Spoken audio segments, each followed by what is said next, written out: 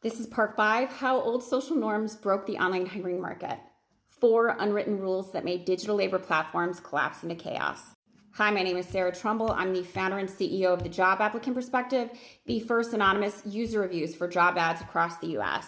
This is a level of marketing awareness. I'm working on editing a blog post that's coming out, and I'm looking to, clear the air from the gaslighting that is rampant.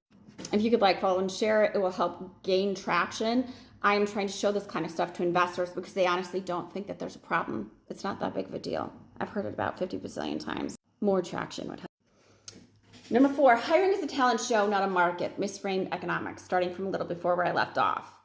The unspoken default, job seekers compete in auditions, employers judge, a two-sided market being approached as if only one side is a consumer and the other the performer, scales disastrously online. Instead of designing systems where the information flows freely, platforms built American Idol for jobs.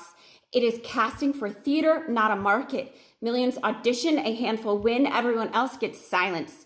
Here's the tragedy. Online labor platforms are not small audition rooms. They are global ecosystems. Markets this large need to behave more like stock exchanges with real-time transparency and consumer protections for the unpaid users that drive all of its value.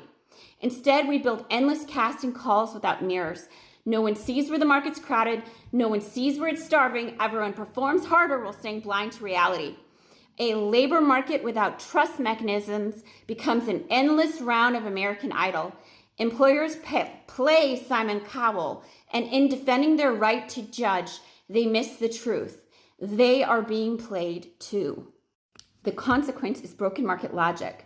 When hiring moved online, it didn't just add efficiency, it obliterated the natural signals markets depend on. No visibility into real job supply, no visibility into candidate demand, and platforms hoard data instead of circulating it.